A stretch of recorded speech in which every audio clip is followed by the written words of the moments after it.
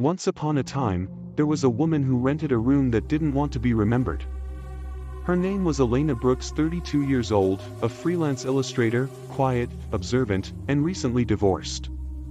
She moved to a small town in upstate New York after losing everything she thought defined her: her marriage, her job, her confidence.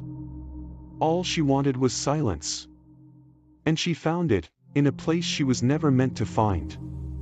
It was a 3-story Victorian house divided into apartments. Cheap rent, no questions asked. Her room was Unit 3B, at the end of a long, creaking hallway.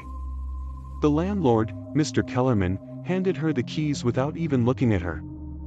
"The others don't stay long," he said. "You'll see why." He smiled when he said it, but it wasn't a friendly smile. Elena thought he meant the plumbing, or maybe the mice.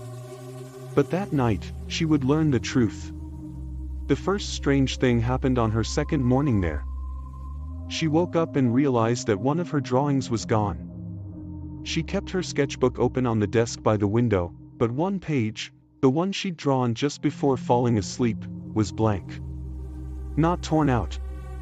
Just erased. She thought maybe it was the light.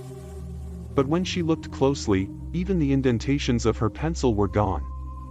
That same day, she went to greet her neighbor, a kind old woman named Mrs. Delaney from Unit 3A. But when she knocked, there was no answer. Later that night, she saw police lights outside. Mrs. Delaney had been found wandering near the train station, confused, unable to remember where she lived. When asked, she said something strange.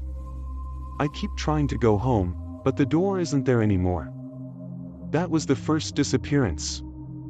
Within a week, Elena began noticing things vanishing, first her mug, then her calendar, then the painting she hung above the bed. At first she blamed herself. Grief does strange things to memory. But then she saw it happen. She was brushing her hair in front of the mirror when the reflection behind her, the window, the table, the lamp, flickered. For a second, it was like the whole corner of the room blinked out of existence, replaced by gray static. When she turned around, the lamp was gone. Not broken. Not missing. Gone. Elena called the landlord. He sighed and said, "Don't worry about it. The building forgets things sometimes." Then he hung up. That night, she dreamed of the hallway. Longer than it should have been. Doors that weren't there before. And at the very end, her own door, 3B, covered in faint handprints pressed into the wood, as though someone had been clawing to get out. She woke up gasping. But what terrified her most wasn't the dream. It was that the hallway in real life was exactly the same. Longer. And there was one more door now. A door marked 3C. No one had moved in. No furniture deliveries. No noise. But late at night, she heard footsteps pacing in that room, slow, heavy, deliberate. And sometimes, a soft voice humming through the vents. A lullaby.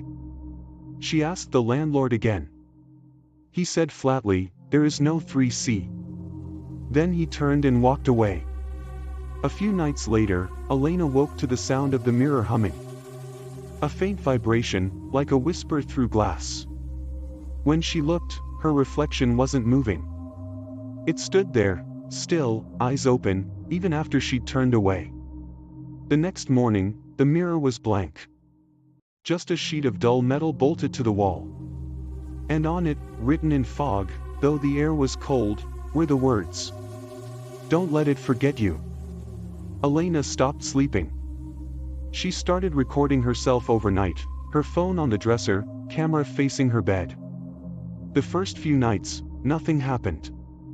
Then, on the fifth night, at 3:14 a.m., her phone recorded the sound of a knock, 3 times. She never moved. But in the reflection of the window, someone else did.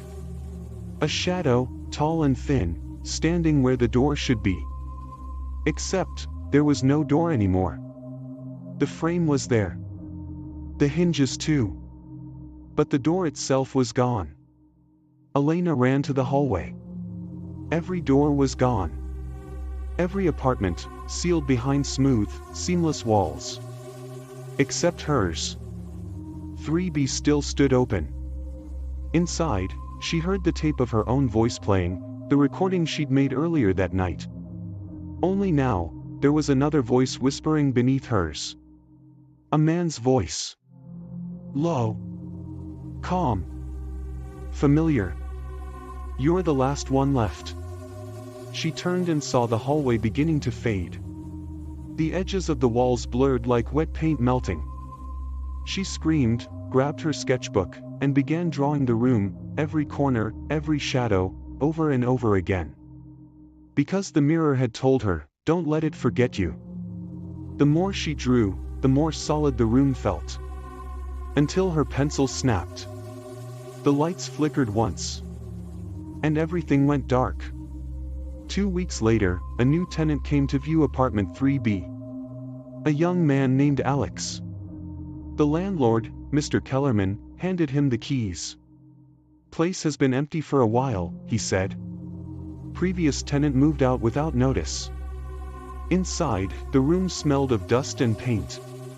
But there was a desk by the window, and on it, an open sketchbook. Every page was blank. Except the last one.